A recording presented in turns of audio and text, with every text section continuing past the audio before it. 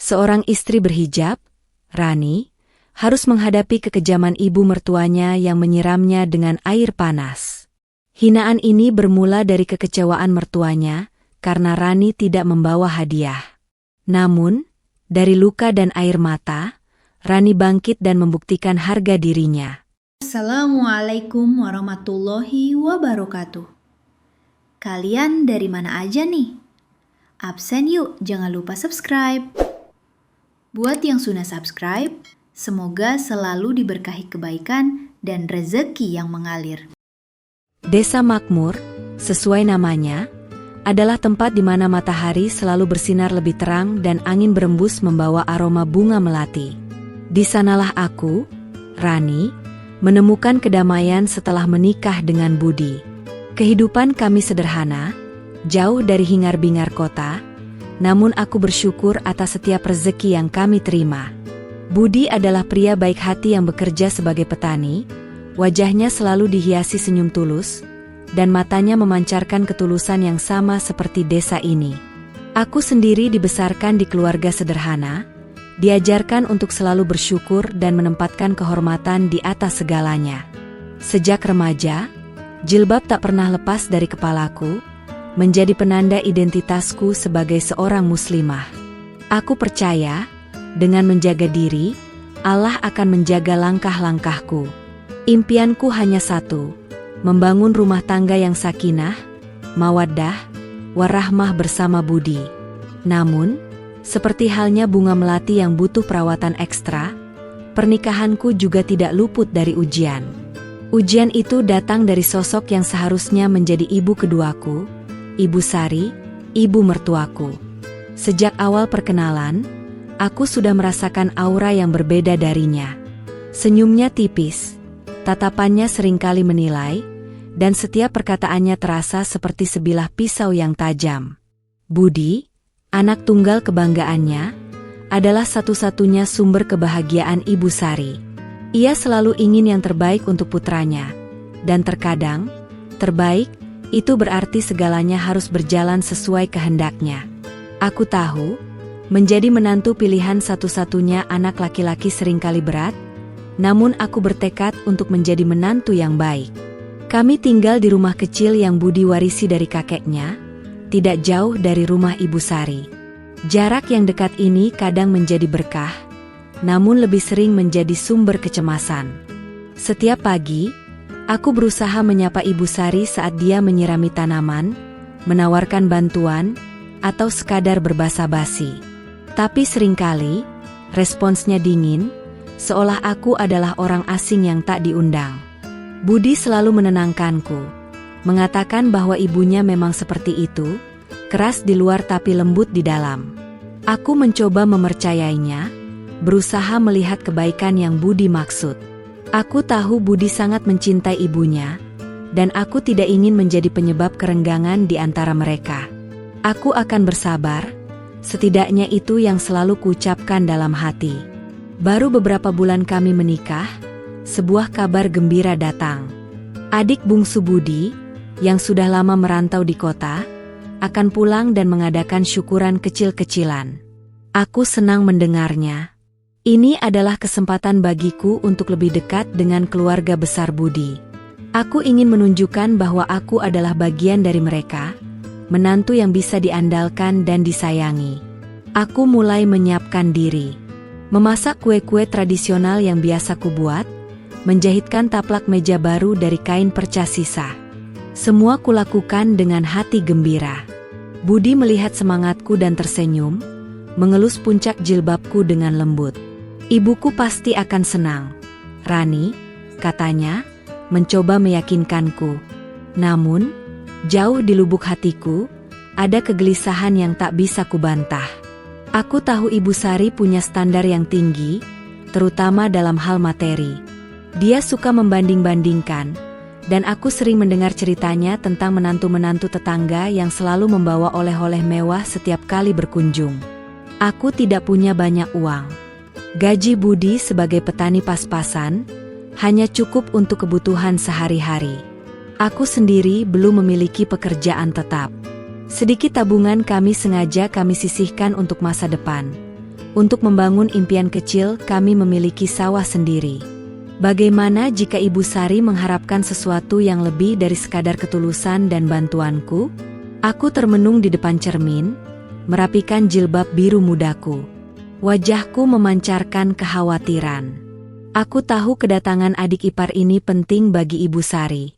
Ia pasti ingin menunjukkan bahwa keluarganya bahagia dan makmur.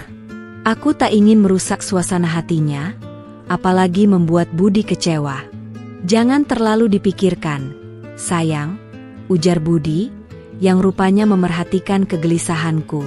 Cukup datang dengan hati tulus. Ibu pasti mengerti. Aku hanya bisa mengangguk, meski hatiku masih diliputi keraguan. Aku berharap Budi benar. Aku berharap ketulusan hatiku bisa diterima dengan baik. Aku berusaha mengusir pikiran-pikiran negatif itu. Aku mempersiapkan diri sebaik mungkin untuk acara syukuran. Aku memasak lauk pauk sederhana namun lezat, membantu membersihkan rumah Ibu Sari, dan memastikan semuanya siap. Aku ingin kehadiranku berarti, tidak hanya sebagai menantu, tetapi juga sebagai anggota keluarga yang peduli. Rani, kau tidak perlu terlalu memaksakan diri, kata salah seorang bibi Budi yang baik hati, Bibi Fatma, saat melihatku sibuk. Ibu Sari memang sedikit unik, tapi dia tidak jahat. Ucapan Bibi Fatma tidak sepenuhnya melegakan, namun setidaknya aku merasa ada satu orang yang memahamiku. Malam itu, sebelum tidur, aku berdoa. Aku meminta kekuatan, kesabaran, dan hati yang lapang. Aku ingin menjadi istri dan menantu yang baik, yang membawa berkah, bukan masalah. Aku berharap keesokan harinya, semua akan berjalan lancar, dan aku bisa merasakan hangatnya pelukan keluarga Budi tanpa ada bayangan ketidaknyamanan. Hari syukuran tiba. Matahari bersinar cerah, seolah ikut merayakan kegembiraan keluarga. Aku bangun lebih pagi dari biasanya, menyiapkan sarapan untuk Budi, dan kemudian bergegas ke rumah Ibu Sari untuk membantu. Bau rempah-rempah sudah menyelimuti dapur Ibu Sari, bercampur dengan aroma bunga sedap malam yang sengaja diletakkan di setiap sudut ruangan. Aku mengenakan gamis sederhana berwarna krem dengan jilbab senada, tampak rapi dan bersih. Aku yakin, penampilan sopan dan sikap santunku akan lebih berarti daripada hadiah mewah. Aku membawa mangkuk berisi opor ayam buatanku, dan sepiring kue cucur yang baru matang. Ini adalah ungkapan ketulusanku, hasil tanganku sendiri. Saat aku masuk ke dapur, Ibu Sari sudah sibuk dengan para tetangga yang ikut membantu. Dia menoleh sekilas, matanya menatap mangkuk di tanganku, lalu kembali sibuk. Tidak ada senyum sambutan, tidak ada ucapan terima kasih yang hangat. Hanya tatapan datar yang sudah terbiasa kuterima. Rani, bantu ambilkan piring di atas lemari itu, perintahnya dengan nada tanpa emosi, menunjuk ke arah lemari tinggi.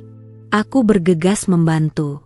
Sepanjang pagi, aku bergerak cekatan, memastikan semua kebutuhan terpenuhi, mulai dari memotong sayuran hingga menyiapkan minuman. Aku berharap usahaku ini bisa sedikit meluluhkan hati Ibu Sari.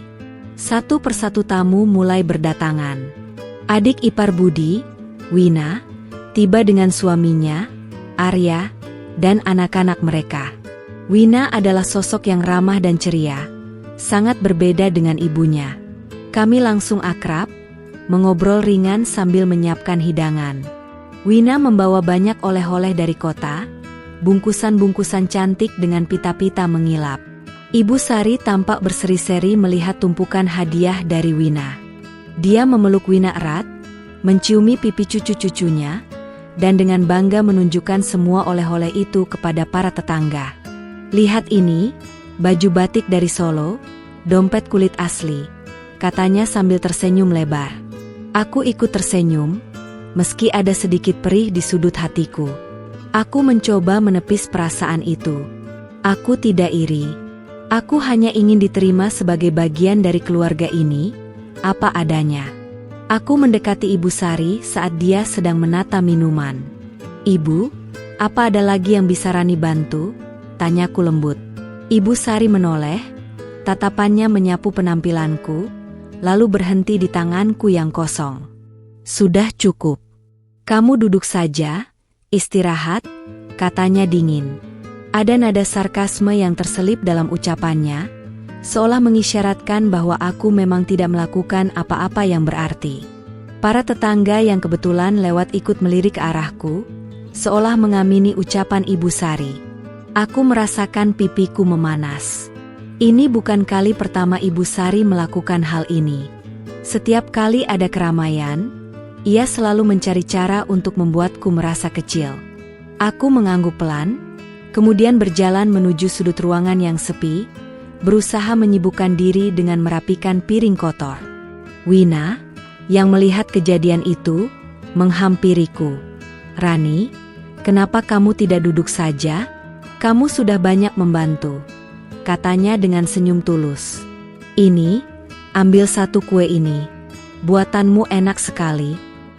Aku tersenyum pada Wina, berterima kasih atas kebaikan hatinya. Setidaknya, ada satu orang di keluarga ini yang bersikap ramah kepadaku. Namun, drama belum berakhir. Setelah semua tamu makan, Ibu Sari mulai membuka hadiah-hadiah dari Wina. Setiap kali sebuah bungkusan dibuka, seruan kekaguman terdengar dari para tetangga. Wah, bagus sekali, pasti mahal itu, Wina memang menantu idaman. Ibu Sari mengangguk-angguk bangga, sesekali melirik ke arahku dengan tatapan sinis. Aku merasakan ketidaknyamanan yang luar biasa. Aku tahu dia sengaja ingin membandingkan. Aku mencoba tetap tenang, meminum tehku perlahan. Aku tahu, harga diri tidak diukur dari seberapa banyak hadiah yang bisa kubawa. Kehormatan adalah tentang bagaimana kita membawa diri, bagaimana kita bersikap. Rani, kau tidak membawa oleh-oleh untuk ibu? Tanya Ibu Sari tiba-tiba, suaranya lantang, menarik perhatian semua orang. Pertanyaan itu terasa seperti petir di siang bolong, membuat semua mata tertuju padaku. Aku merasakan jantungku berdegup kencang. Aku menelan ludah, mencoba mencari kata-kata yang tepat. Maaf, Bu. Rani hanya bisa membawa opor ayam dan kue cucur buatan tangan Rani sendiri. Rani harap Ibu suka. Jawabku pelan, sambil menunduk. Aku tidak ingin terlihat lancang, namun aku juga ingin menjaga martabatku. Senyum Ibu Sari menghilang, digantikan oleh kerutan di dahinya. Oh, jadi itu saja? Tetangga sebelah, menantunya bahkan membawakan ibu gelang emas saat berkunjung. Kamu ini, sudah tahu datang ke acara penting, tidak menyiapkan apa-apa, katanya dengan nada mencemooh. Suaranya terdengar sangat keras di telingaku. Aku merasa semua pasang mata menatapku dengan iba, atau mungkin jijik. Budi, yang duduk di sampingku, terlihat tegang. Ia ingin membela. Aku bisa melihatnya dari matanya, namun ia juga tahu bagaimana kerasnya hati ibunya. Aku hanya bisa menghela napas panjang, berusaha menahan air mata yang mendesak keluar. Aku bangkit dari dudukku. Rani permisi ke belakang dulu, Bu, kataku, berusaha menahan suara agar tidak bergetar. Aku tidak tahan lagi. Aku harus pergi, mencari udara segar, sebelum emosiku meledak. Aku tidak ingin membuat keributan di acara syukuran ini. Aku berjalan cepat menuju dapur, lalu ke halaman belakang. Air mata yang sudah kutahan akhirnya tumpah ruah. Hancur hatiku mendengar kata-kata Ibu Sari. Rasanya semua usahaku, semua niat baikku, tidak ada artinya di matanya. Aku hanya ingin diterima, itu saja. Aku berdiri di dekat sumur di halaman belakang, membiarkan air mata membasahi pipiku. Rasa sakit hati itu begitu nyata, jauh lebih perih daripada sekadar sindiran. Aku merasa begitu kecil, begitu tidak berharga. Mengapa Ibu Sari begitu membenciku? Apakah kesederhanaanku adalah sebuah dosa? Tak lama, Budi menyusulku. Rani, sayang maafkan ibu ya, katanya sambil memelukku erat. Tangannya mengelus puncak jilbabku, mencoba menenangkanku.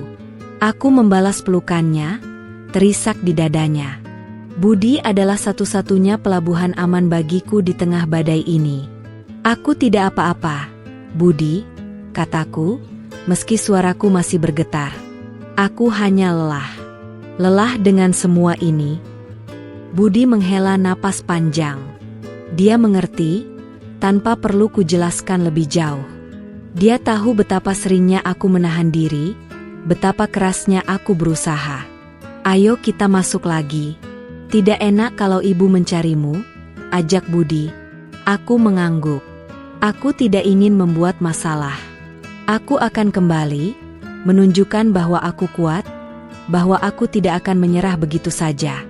Aku membasuh wajahku dengan air dingin dari sumur, berharap bisa menghapus jejak air mata dan menguatkan hatiku. Kami kembali ke dapur. Para tetangga sudah mulai pulang, hanya tersisa beberapa kerabat dekat yang membantu membereskan. Ibu Sari sedang berdiri di dekat kompor, mengawasi air yang mendidih di panci besar. Sepertinya ia sedang merebus air untuk membuat teh atau kopi. Aku berusaha bersikap biasa saja. Aku menghampiri Wina dan Arya, membantu mereka mengumpulkan piring-piring kotor. Budi duduk di meja, menemani ayah mertua yang sedang mengobrol dengan paman-paman lainnya. Suasana kembali sedikit cair, meski hatiku masih terasa berat. Tiba-tiba, suara Ibu Sari menggelegar. "Rani, kesini sebentar," panggilnya, nadanya tajam. Aku terkejut, namun bergegas mendekatinya. "Ada apa, Bu?" tanyaku, mencoba setenang mungkin. "Ini, cangkirnya kotor semua. Kamu tidak lihat? Kamu ini menantu macam apa? Tidak cekatan sama sekali," bentaknya, menunjuk tumpukan cangkir di meja. Aku melihat cangkir-cangkir itu, memang ada beberapa noda kopi yang masih menempel. Aku merasa malu, namun aku juga tahu bahwa aku sudah berusaha semaksimal mungkin.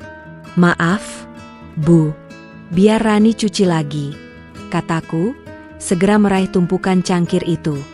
Aku mulai mencucinya di wastafel, berusaha tidak menanggapi amarah Ibu Sari. Aku tahu, jika aku membalas, itu hanya akan memperkeruh suasana. Namun, Ibu Sari sepertinya belum puas. Dia terus saja mengomel, melontarkan berbagai sindiran tentang kemalasanku, tentang ketidakbergunaku, tentang betapa jauhnya aku dari menantu impiannya. Aku menunduk, mencuci cangkir dengan cepat, berharap semua ini segera berakhir. Saat aku membilas cangkir terakhir, Ibu Sari tiba-tiba bergeser mendekat. Dia sedang memegang panci berisi air panas yang baru saja diangkatnya dari kompor. Uap panas mengepul dari dalam panci. Aku tidak tahu apa yang akan terjadi selanjutnya. "Kamu ini memang tidak bisa diandalkan. Tidak berguna," teriaknya, suaranya dipenuhi amarah yang membara. Aku menoleh ke arahnya, terkejut dengan intensitas kemarahannya. Matanya memerah, tangannya gemetar. Dan dalam sekejap, hal itu terjadi. Panci berisi air panas itu terguncang di tangannya. Aku tidak tahu apakah itu disengaja atau tidak. Apakah itu murni kecelakaan atau amarah yang sudah di puncak. Yang jelas, air panas itu tumpah. Air panas itu menyiram lengan kiriku, mengenai sebagian punggung dan jilbabku. Aku menjerit. Rasa perih yang luar biasa langsung menyerang kulitku. Aku merasakan kulitku melepuh seketika, terbakar. Mangkok dan cangkir di tanganku terjatuh, pecah berantakan di lantai. Aduh! Aku tersentak mundur, mencengkeram lengan yang tersiram. Rasa panas itu membakar, seolah api melalap kulitku. Aku merasakan seluruh tubuhku gemetar hebat. "Rani, ya Allah, Ibu!" teriak Budi, yang langsung berlari menghampiriku. Wajahnya pucat pasi, terlihat sangat terkejut dan khawatir. Ayah mertua dan kerabat lainnya juga ikut terkesiap, terpaku melihat kejadian di depan mata mereka. Ibu Sari sendiri tampak membeku di tempatnya, panci kosong masih tergenggam di tangannya. Wajahnya yang sebelumnya penuh amarah kini dipenuhi keterkejutan, bercampur sedikit ketakutan. Mungkin dia tidak menyangka akan sejauh ini.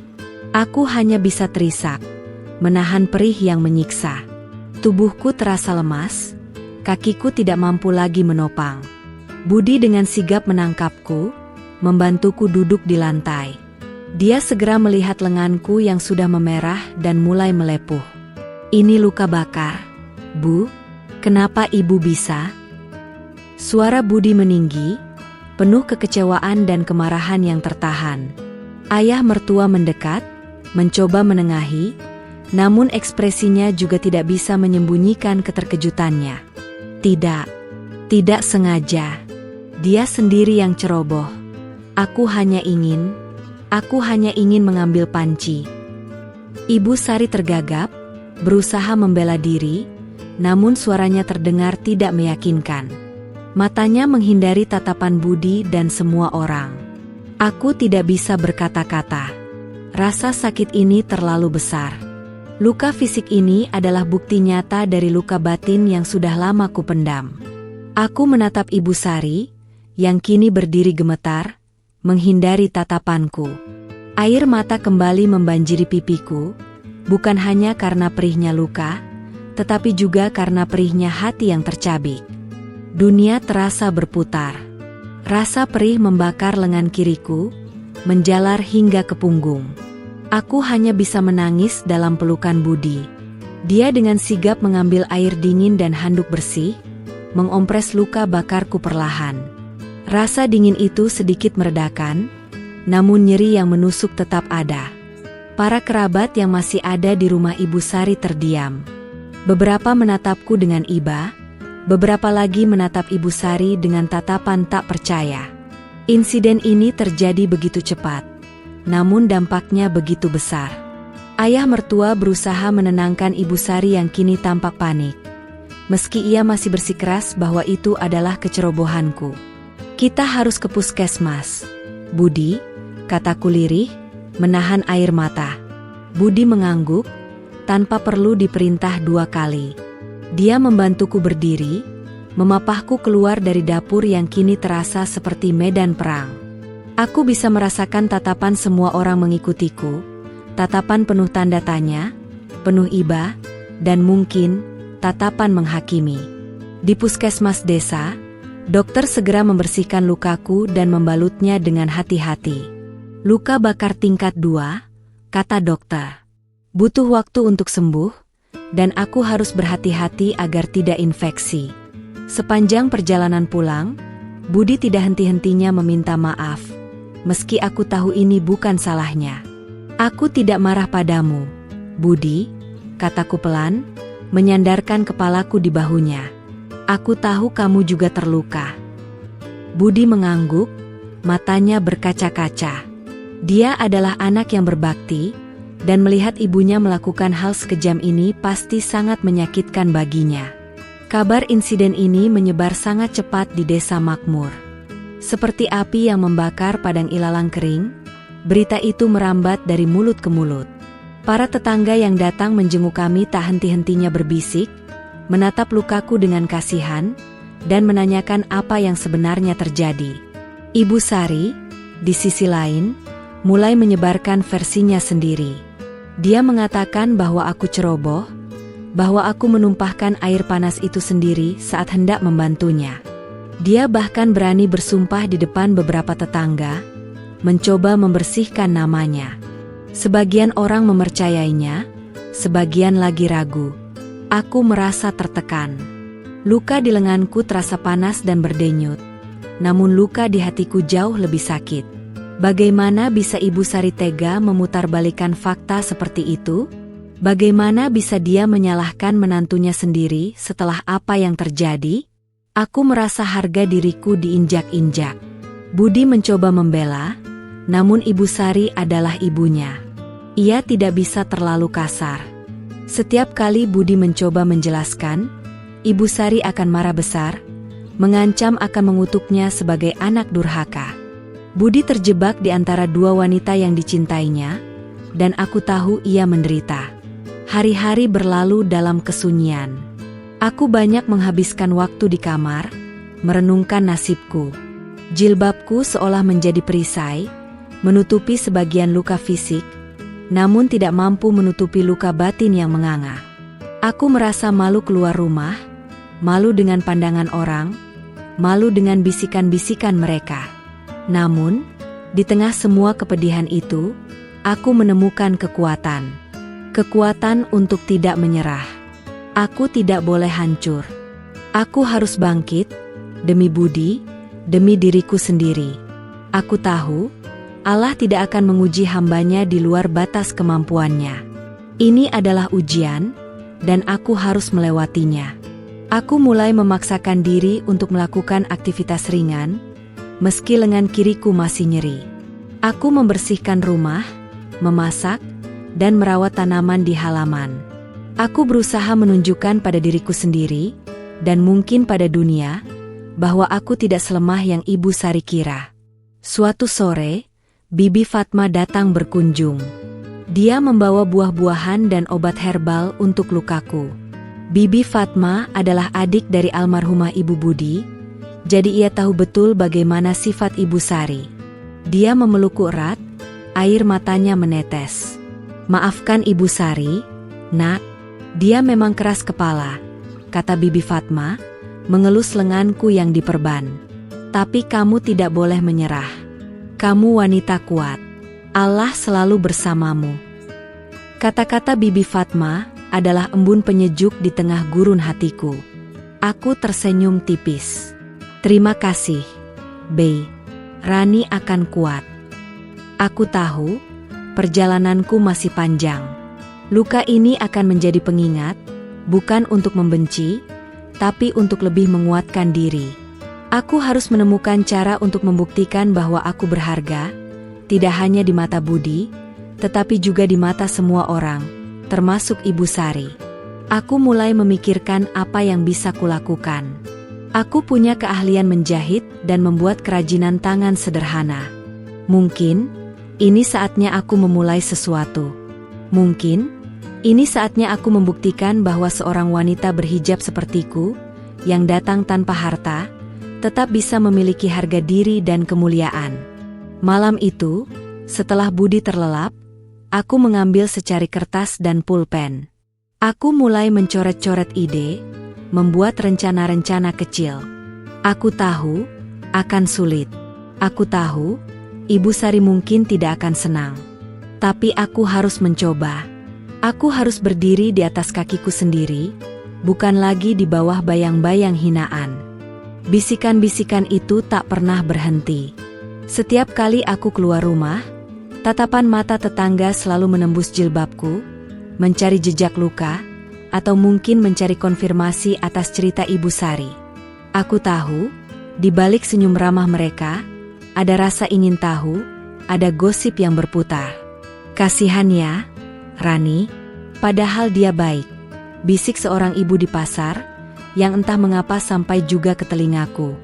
Tapi Ibu Sari memang terkenal kejam kalau soal menantu. Aku hanya bisa menunduk, berusaha tidak menanggapi. Aku tidak ingin memancing keributan. Ibu Sari sendiri semakin menjadi-jadi.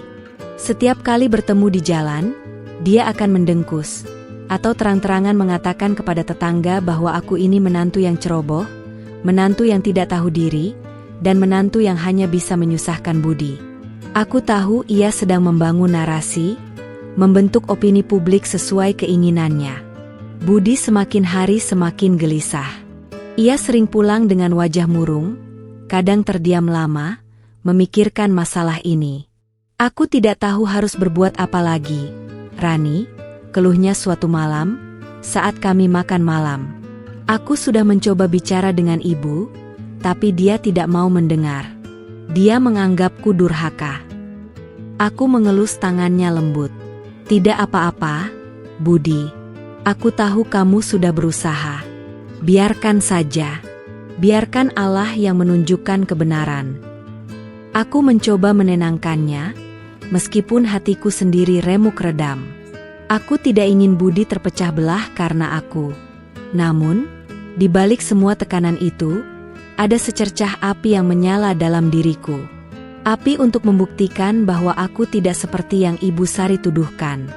Aku bukan wanita lemah, bukan pula menantu yang hanya bisa menyusahkan. Aku punya harga diri, aku punya kemampuan. Dengan lengan yang masih diperban, aku mulai mencoba membuat kerajinan tangan. Aku punya beberapa kain percas sisa, benang-benang warna-warni, dan manik-manik kecil. Aku teringat dulu sering membuat dompet kecil, bros, atau gantungan kunci yang unik. Aku mulai menjahit perlahan, kadang terasa nyeri di lenganku, tapi aku tidak menyerah. Aku membuat beberapa bros cantik berbentuk bunga, dengan kombinasi warna yang cerah. Aku juga membuat dompet koin kecil dengan motif etnik. Hasilnya tidak buruk.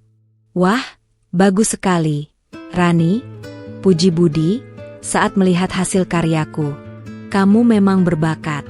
Dulu Ibu sering memuji kerajinan tanganmu. Pujian Budi sedikit menghangatkan hatiku. Ya, aku memang punya keahlian ini. Aku tidak boleh menyia-nyiakannya. Namun, masalahnya adalah bagaimana cara menjualnya. Kami tinggal di desa kecil. Orang-orang lebih tertarik pada kebutuhan pokok daripada kerajinan tangan. Aku tidak punya modal untuk membuka toko, apalagi ke kota. Aku merasa buntu. Suatu siang, saat aku sedang duduk di teras, merajut tas kecil dari tali rafia, Bibi Fatma datang lagi. Dia membawa beberapa bungkus jajanan pasar. Rani, apa kabar lukamu? Sudah lebih baik? Tanyanya ramah. Aku tersenyum. Alhamdulillah, Bei, sudah mendingan. Tinggal proses penyembuhan saja. Bibi Fatma melihat ke arah kerajinan tanganku. Matanya berbinar. Ini kamu yang buat. Nak, bagus sekali. Kenapa tidak kamu jual saja? Aku menghela napas. Inginnya begitu, Bei. Tapi aku tidak tahu bagaimana caranya. Di desa ini kan? Bibi Fatma memotong ucapanku. Begini saja, Bibi punya kenalan di pasar kota. Dia punya kios kecil yang menjual aksesoris. Mungkin dia mau menitipkan barang-barangmu. Aku terkejut. Benarkah, Bi? Tapi... Bibi Fatma tersenyum. Tidak usah khawatir soal itu. Bibi akan bicara dengannya. Kamu siapkan saja barangnya.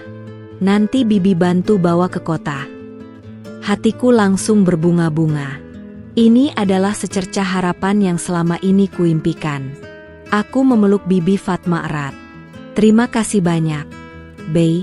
Rani tidak tahu harus membalas kebaikan Bibi bagaimana.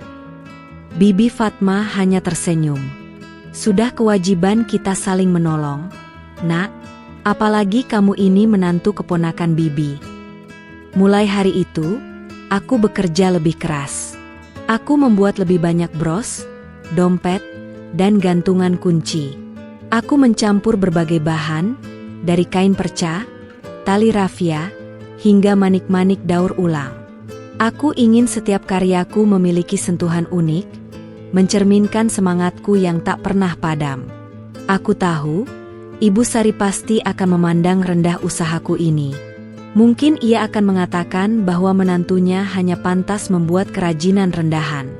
Tapi kali ini, aku tidak peduli. Aku melakukan ini demi harga diriku, demi masa depanku bersama Budi. Aku harus membuktikan bahwa aku bisa berdiri di atas kakiku sendiri, dengan cara yang halal dan terhormat. Hari-hari selanjutnya kupenuhi dengan menjahit, merajut, dan merangkai. Setiap sentuhan benang, setiap jahitan, terasa seperti terapi bagi jiwaku yang terluka. Di setiap karya yang kubuat, aku menyisipkan doa dan harapan. Aku berharap, dari tangan sederhana ini, akan muncul rezeki yang halal dan berkah. Lengan kiriku memang masih diperban, namun aku belajar untuk menggunakan tangan kananku lebih efektif. Kadang Budi ikut membantuku memotong kain atau menggunting tali rafia. Dia melihat semangatku, dan itu membuatnya senang. Kamu hebat, Rani. Pujinya setiap kali aku berhasil menyelesaikan sebuah bros cantik. Setelah 2 minggu, aku berhasil mengumpulkan cukup banyak kerajinan tangan. Ada puluhan bros, belasan dompet koin, dan beberapa gantungan kunci yang unik. Aku menata semuanya dengan rapi di dalam kotak kardus. Aku merasa bangga dengan hasil jerih payahku. Bibi Fatma menepati janjinya. Seminggu kemudian, dia datang untuk mengambil barang-barangku. Wah, banyak sekali, Nak. Ini pasti laku keras di kota, katanya riang. Aku hanya tersenyum, berharap-harap cemas. Aku tidak tahu apakah barang-barangku ini akan benar-benar diminati. Beberapa hari setelah Bibi Fatma membawa kerajinan tanganku ke kota, aku diliputi kegelisahan. Setiap kali ada suara ketukan pintu, jantungku berdebar kencang. Aku sangat berharap ada kabar baik. Budi juga ikut tegang. Dan kabar baik itu pun datang. Bibi Fatma pulang dari kota dengan membawa senyum lebar dan sebungkus uang. Rani, laku semua, habis tak bersisa, serunya bersemangat. Aku tidak bisa mempercayai telingaku. Air mata haru langsung menetes. Aku memeluk Bibi Fatma, tak henti-hentinya mengucapkan terima kasih. Uang hasil penjualan itu tidak terlalu banyak. Namun bagiku, itu adalah simbol kemenangan. Kemenangan atas keraguan, kemenangan atas hinaan, dan kemenangan atas diriku sendiri. Budi ikut bahagia. Alhamdulillah, Rani, kamu memang hebat, katanya sambil memelukku. Kami memutuskan untuk menggunakan sebagian uang itu untuk membeli bahan-bahan baru, dan sisanya untuk disimpan sebagai modal awal. Sejak saat itu, usahaku mulai berkembang. Bibi Fatma terus membantuku menjualkan kerajinan tangan ke pasar kota. Perlahan, namaku mulai dikenal. Bahkan beberapa tetangga di desa mulai memesan bros atau dompet dariku. Tentu saja, aku melayani mereka dengan senang hati. Aku semakin semangat. Aku mulai bereksperimen dengan desain baru, mencari bahan-bahan unik dari toko kelontong di desa sebelah. Aku membuat aksesoris rambut, tas belanja kecil, bahkan sarung bantal dengan motif bordir sederhana. Semakin banyak yang memesan, semakin banyak pula rezeki yang datang. Ibu Sari tentu saja mendengar kabar tentang usahaku. Awalnya, dia mencibir. Halah, paling juga tidak akan bertahan lama. Kerajinan tangan murahan begitu, katanya kepada para tetangga, yang kini lebih sering menatapnya dengan pandangan berbeda. Namun, cibiran itu mulai memudar seiring dengan meningkatnya penghasilanku. Aku bahkan bisa membantu Budi membeli bibit tanaman baru dan pupuk untuk sawahnya. Rumah kecil kami yang dulu sepi, kini selalu ramai dengan tumpukan kain, benang, dan manik-manik. Wina, adik iparku, juga ikut bangga. Setiap kali dia pulang ke desa, dia selalu memesan kerajinan tangan dariku, bahkan membantuku mempromosikannya kepada teman-temannya di kota. Rani, kamu ini inspirasi, katanya suatu kali. Aku tidak tahu apakah aku layak disebut inspirasi. Aku hanya berusaha bertahan, berusaha membuktikan bahwa seorang wanita berhijab sepertiku, meski diuji dengan keras, tetap bisa bersinar. Luka di lenganku kini sudah sembuh, hanya menyisakan bekas samar. Tapi luka batin itu, perlahan-lahan mulai tertutup oleh kebahagiaan dan rasa syukur. Aku tahu, ini baru permulaan. Aku harus terus berjuang, terus berkarya. Aku ingin menunjukkan bahwa martabat dan harga diri tidak bisa dihancurkan oleh hinaan atau perlakuan kejam. Aku ingin menunjukkan bahwa dari kesederhanaan, bisa muncul kekuatan yang luar biasa. Malam itu, saat menunaikan salat tahajud, aku berdoa panjang. Aku bersyukur atas semua rezeki dan kekuatan yang Allah berikan. Aku juga berdoa untuk Ibu Sari, agar hatinya dilembutkan, agar ia bisa melihat kebenaran. Aku tahu, dendam tidak akan membawa kebahagiaan.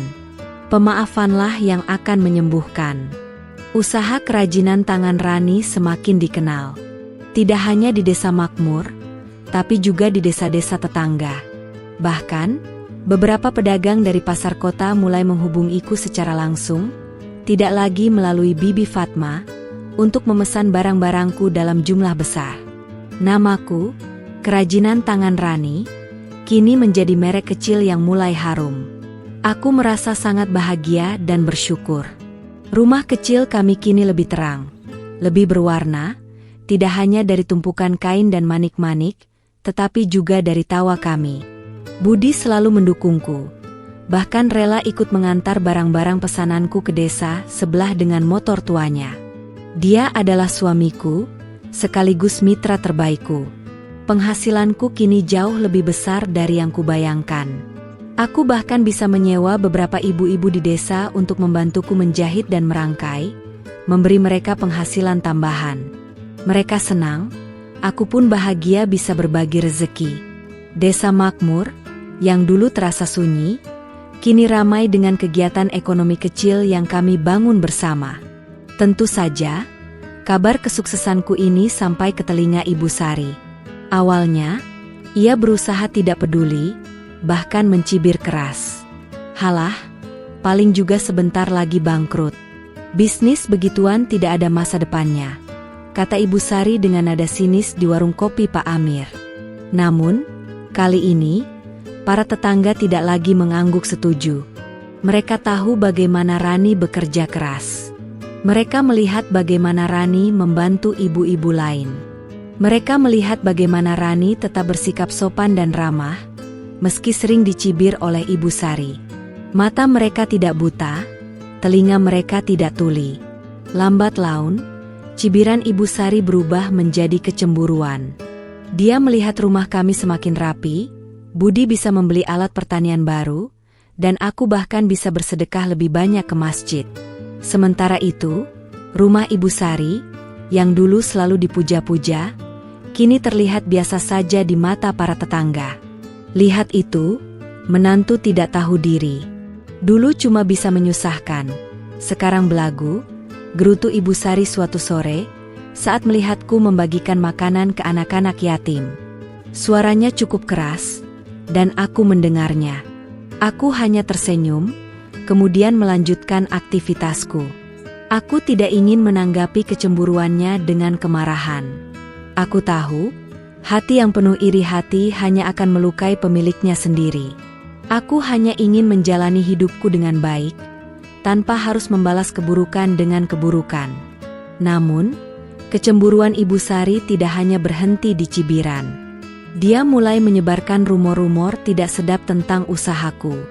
Dia mengatakan bahwa kerajinan tanganku itu hasil menipu, atau bahkan hasil dari pesugihan.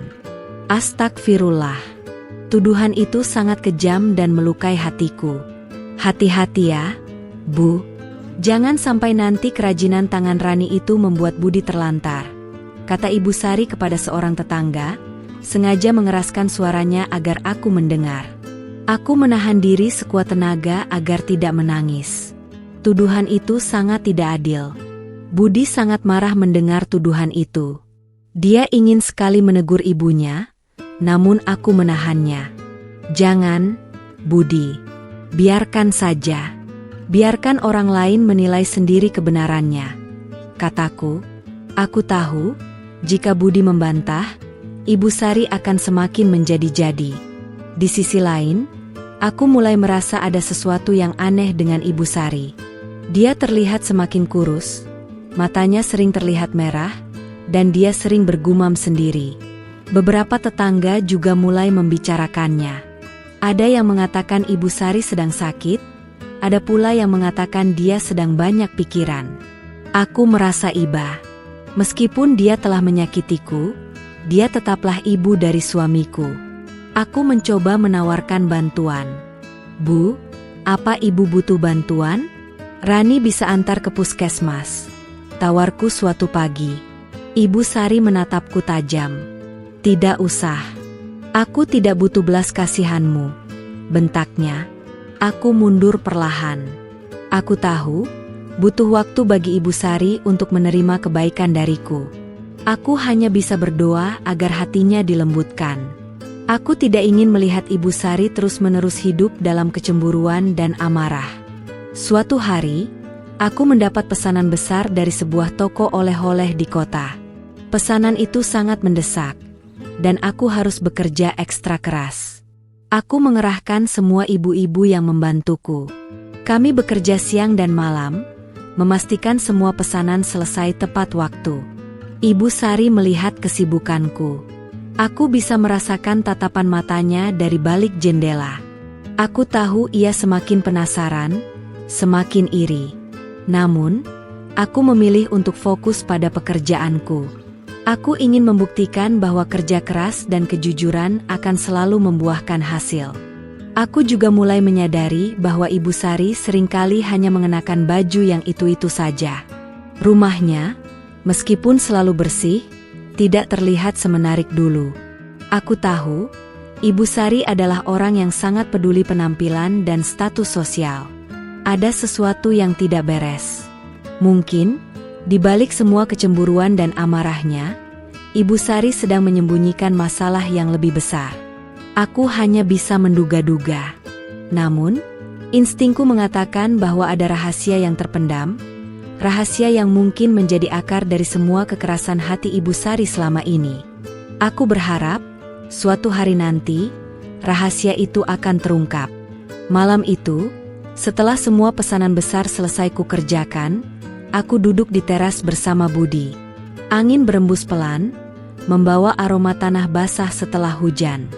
Aku merasa sangat lega dan bahagia. Ini adalah hasil dari kerja keras kami, hasil dari kesabaran yang tak pernah padam. Aku bangga padamu, Rani, kata Budi, memegang tanganku erat. Matanya menatapku dengan penuh cinta. Aku menyandarkan kepalaku di bahunya. Aku sangat bersyukur memiliki suami sepertinya, yang selalu mendukung dan memahamiku. Aku juga bangga padamu, Budi. Tanpa bantuanmu, aku tidak akan bisa melakukan ini semua, balasku. Kami terdiam sejenak, menikmati kebersamaan yang damai. Namun, pikiranku kembali teringat pada Ibu Sari.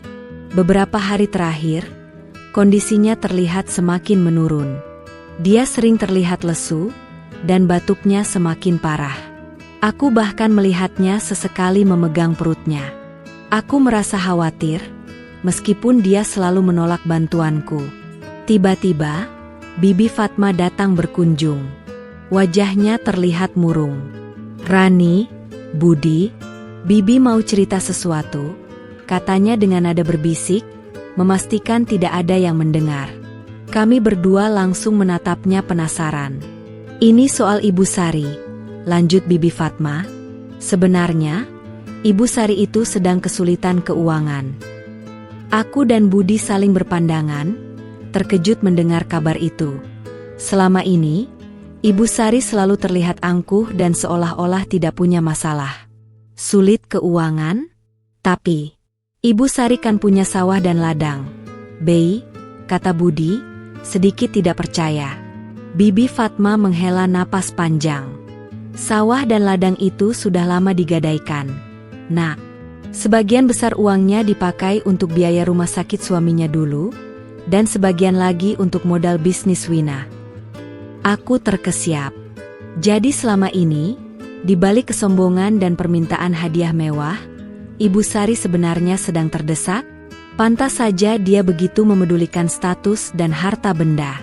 Dia mencoba menutupi masalahnya dengan pencitraan. Bisnis Wina?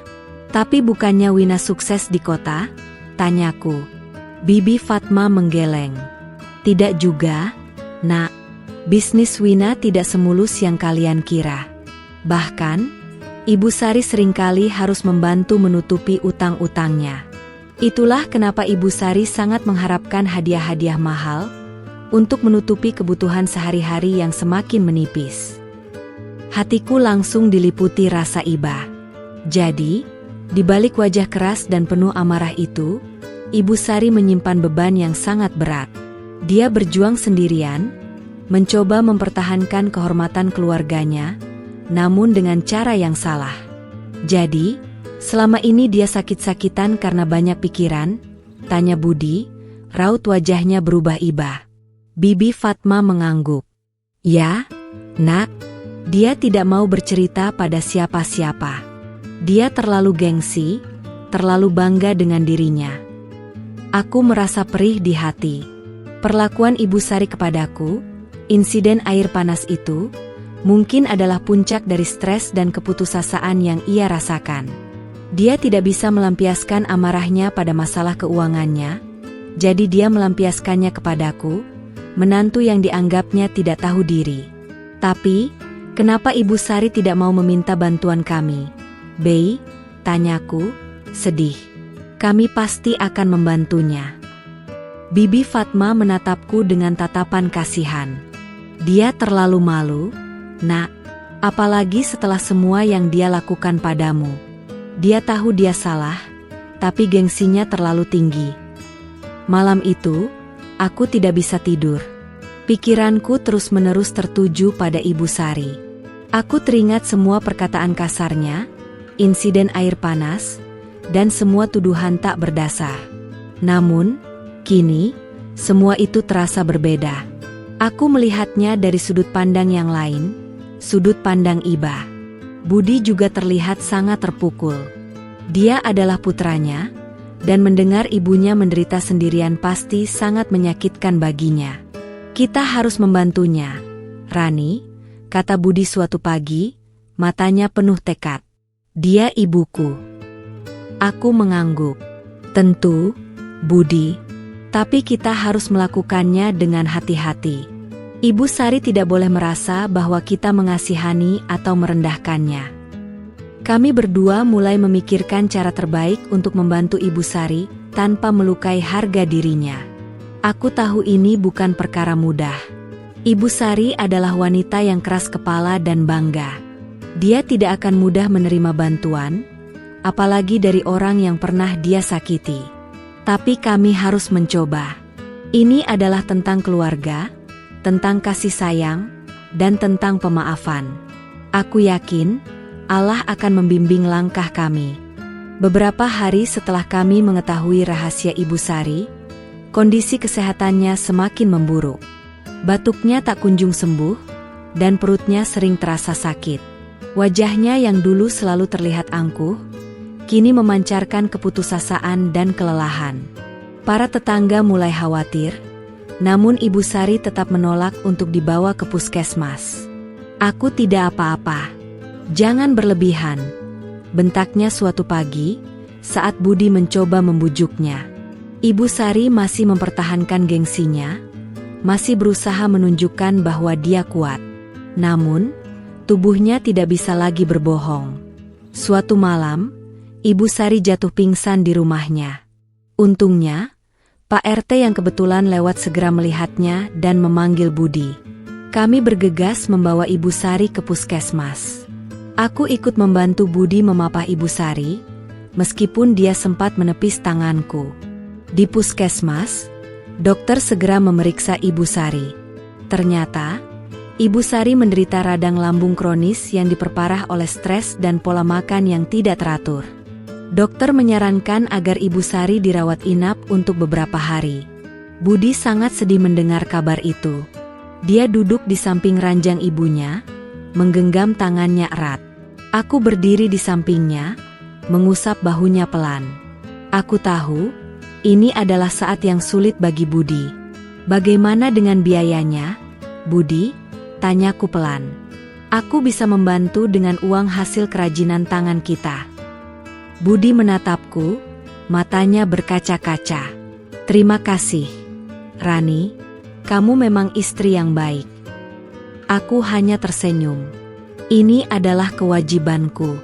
Namun, yang paling menyedihkan adalah, selama Ibu Sari dirawat, tidak ada satupun tetangga atau kerabat dekat yang datang menjenguknya, kecuali kami berdua dan Bibi Fatma.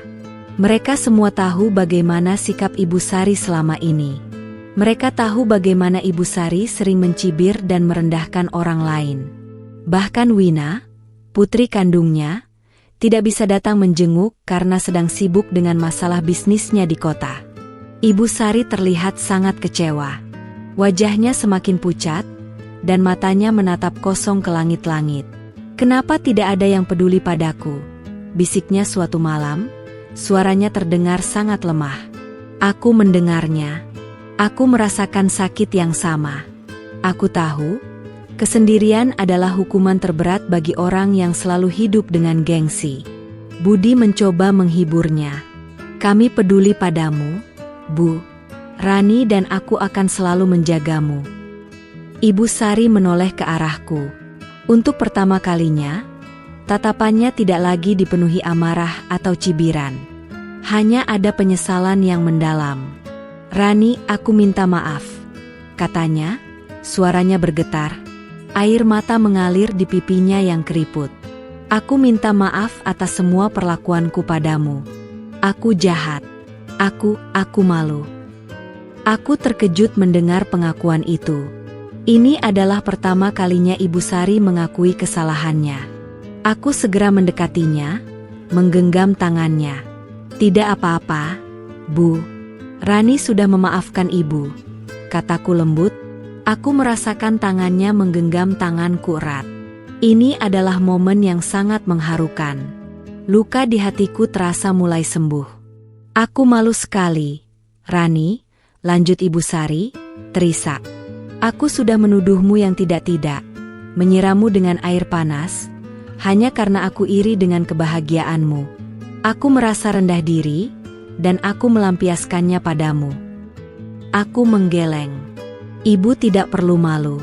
Setiap orang bisa berbuat salah.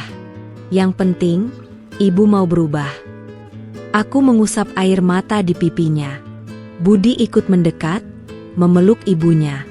Suasana haru menyelimuti ruangan. Ibu Sari akhirnya mendapatkan pelajaran berharga. Kesepian, penyakit, dan kenyataan bahwa hanya menantu yang pernah disakitinya yang kini peduli, telah membuka matanya.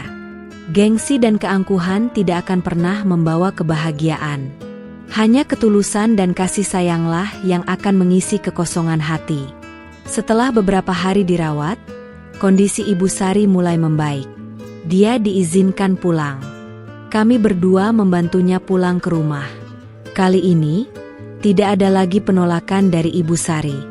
Dia membiarkan aku memapahnya, bahkan sesekali tersenyum tipis. Rumah Ibu Sari terasa sepi. Namun, ada harapan baru yang mulai tumbuh. Harapan akan sebuah awal yang baru, harapan akan sebuah keluarga yang utuh, tanpa dibayangi amarah dan kecemburuan. Aku tahu, perjalanan Ibu Sari untuk kembali mendapatkan kepercayaan dan rasa hormat dari orang lain akan panjang. Tapi aku akan selalu ada di sampingnya, membantunya. Beberapa bulan berlalu sejak Ibu Sari pulang dari puskesmas. Kondisinya semakin membaik, baik secara fisik maupun mental. Dia tidak lagi seperti dulu, yang selalu memasang wajah masam dan penuh cibiran. Kini, senyum tipis seringkali menghiasi bibirnya, dan tatapan matanya menjadi lebih lembut. Tentu saja, perubahan Ibu Sari tidak terjadi secara instan. Ada proses panjang yang harus dilalui. Dia masih sering merasa malu dengan masa lalunya, terutama dengan perlakuan kasarnya kepadaku.